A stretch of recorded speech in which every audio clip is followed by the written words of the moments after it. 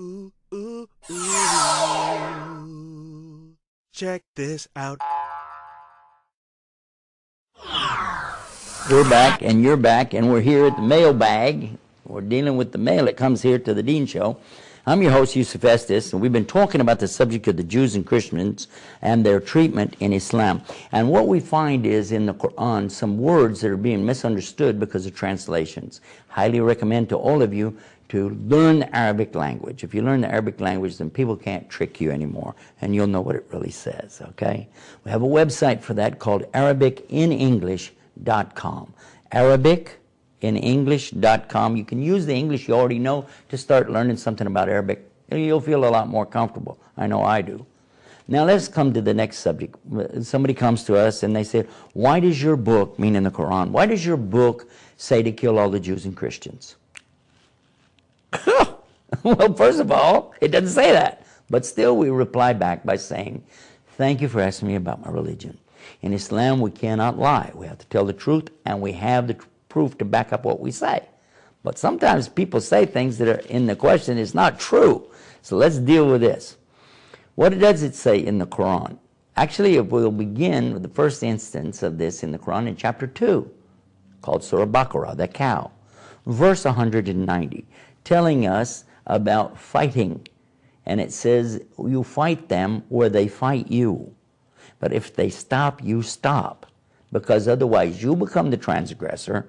Verily, Allah does not love the transgressors. Next verse, and kill them wherever you find them, and turn them out from where they turned you out. But again, it's reminding you, you have to stop if they stop. Now, let's deal with a couple of words here. Actually, in Arabic, it really doesn't say fight, and it really doesn't say kill. You know, it does and it doesn't. Let me explain why.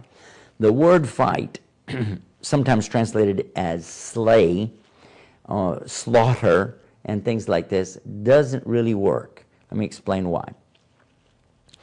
The word in Arabic doesn't change. It's from the same root. It's qitl or qital. The first instance, it's talking about engaging in mortal combat. That's why it uses a form of this word. It's not fight like put up your dukes or martial arts or something like that. No, it's the kind of fighting that can result in death. It is combat. So use combat here and you'll see how it makes sense. Combat them if they combat you. But if they stop, then you stop. Otherwise, you're the transgressor. Move to the next verse. Kill them in combat if they're killing you in combat. But again, if they stop, you have to stop. And it says to turn them out from where they turned you out. Now this is another key, because nowhere in here so far have we heard anything about Jews and Christians, because it wasn't talking about Jews and Christians. It was saying turn them out from where they turned you out. It was particularly talking about one instance that took place in the early days when the Muslims were literally thrown out of their own homes, off of their own land, away from their own property.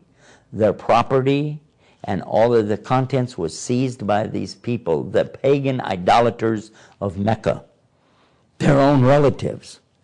And their women were abused, raped, and they were killed and slaughtered, turned out into the desert, and left for over 2 years to die.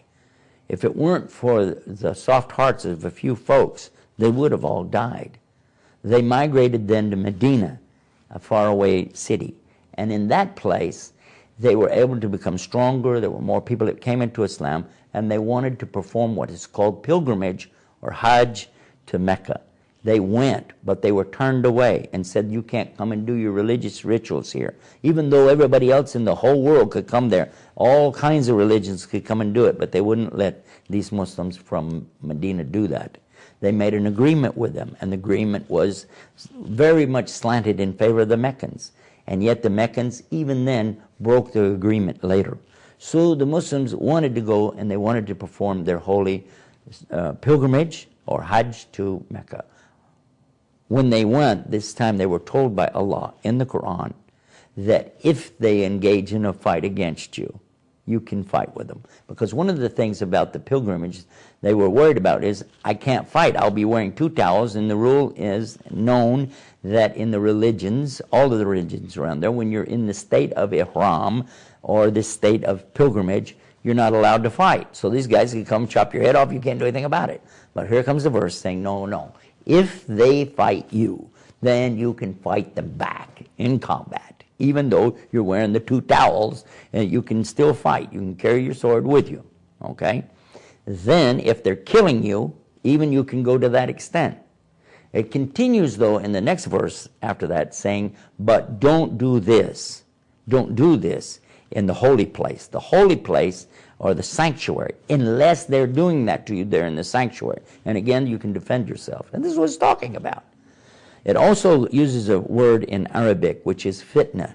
It says this qitl, this kind of combat and killing, is still not as bad as the fitna that's going to be caused if you don't do it. Because when people are killing you, this is a fitna.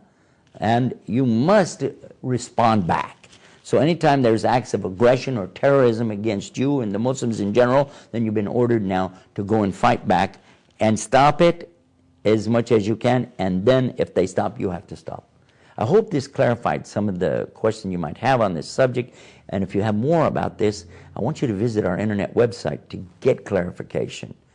Go to the IslamNewsroom.com and type in this word harsh in the box, and they'll give you the harsh questions. You get a list of them. Or in this case, what you want to type in is combat to get this particular story. Until next time, this is Yusuf Estes saying peace. Peace be upon you. Wassalamu alaikum.